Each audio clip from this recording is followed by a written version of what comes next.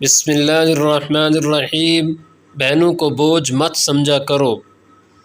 ایک مرتبہ نبی پاک صلی اللہ علیہ وآلہ وسلم صحابہ کے پاس تشریف فرما تھے۔ آپ فرمانے لگے، تمہیں معلوم ہے کہ دنیا میں سب سے بہترین گھر کون سا ہے؟ تو صحابہ رضی اللہ تعالیٰ عنہ نے عرض کی، یا رسول اللہ صلی اللہ علیہ وسلم، اللہ اور اس کے رسول اللہ صلی اللہ علیہ وآلہ وسلم سے بہتر کوئی نہیں جانتا۔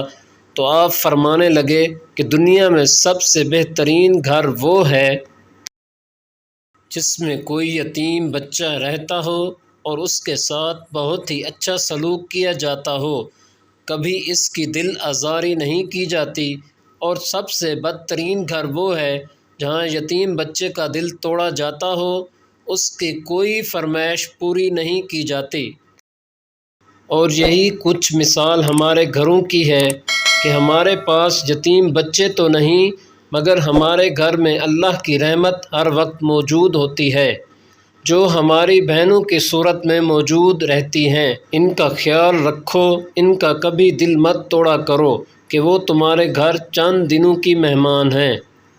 حضرت علی رضی اللہ تعالیٰ عنہ نے فرمایا کہ جس طرح بیٹی کو بوجھ سمجھنا گناہ ہے، اسی طرح بہنوں کے بارے میں بھی ایسا سوچنا بھی گناہ ہے کہ بہنوں کو بھی بوجھ مت سمجھا کرو کہ یہ تمہارے گھر سے جلدی رخصت ہو جاتی ہیں اور تمہارے گھر کی رونق بھی ساتھ لے جاتی ہیں، اور تم پھر بہن کا پیار دوبارہ حاصل نہیں کر سکو گے۔ دعا ہے کہ اللہ پاک ہم سب کو بہنوں سے پیار اور ماں باپ کی خدمت کرنے کی توفیق عطا فرمائے۔ آمین ثم آمین۔